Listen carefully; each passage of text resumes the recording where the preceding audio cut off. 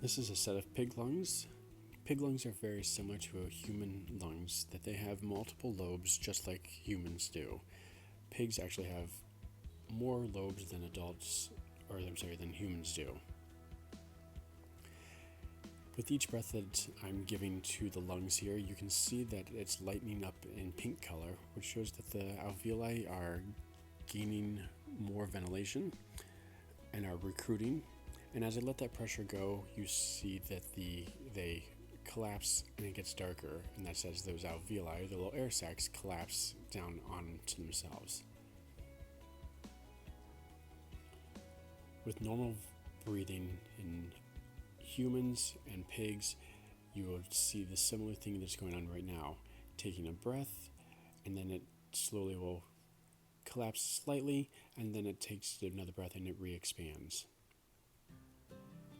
Here I've deflated them back down to the baseline starting point. Now this represents like a hole in the chest wall or in the pleural cavity. So now when I take that breath, I can't create that negative pressure that's needed to open up the lungs. So the diaphragm would create that negative pressure in that pleural cavity. But once we're able to plug that hole in the pleural cavity, we're able to start re-recruiting. You can see the light pink changing over here, going from the dark colors to the light colors, showing that those lungs are being re-recruited and the air sacs are being re-inflated with each breath.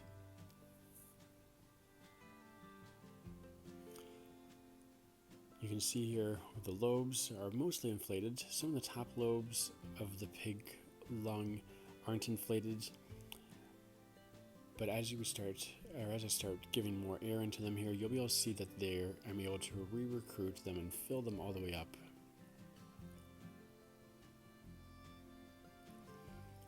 The way they are now is what they would look like when you would start off by breathing, and then as you take a breath, it would keep gaining, it would get larger, but it wouldn't collapse down to that skinny part ever, except for when you lose that pressure.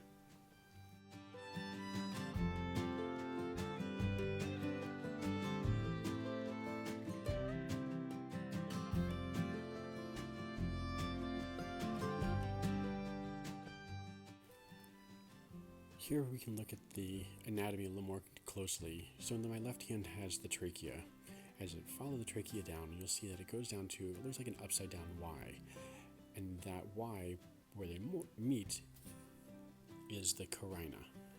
And that then branches off into the left and the right bronchus, which then feed into the bronchioles and out into the alveoli of each lung.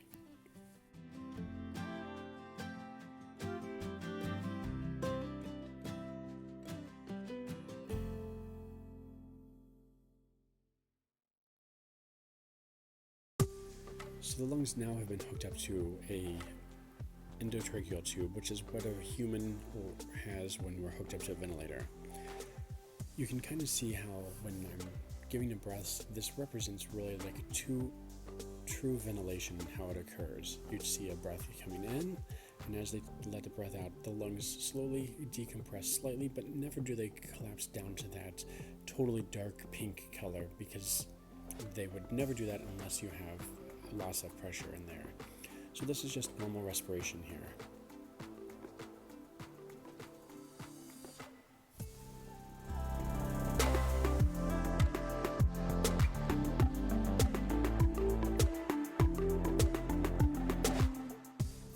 This last section here, I'm slowly reventilating these lungs. You can see the slowly recruitment of the lungs going from that dark pink to that light color. The light color is the part that has air in it. The dark part is the part that's not been recruited and is collapsed.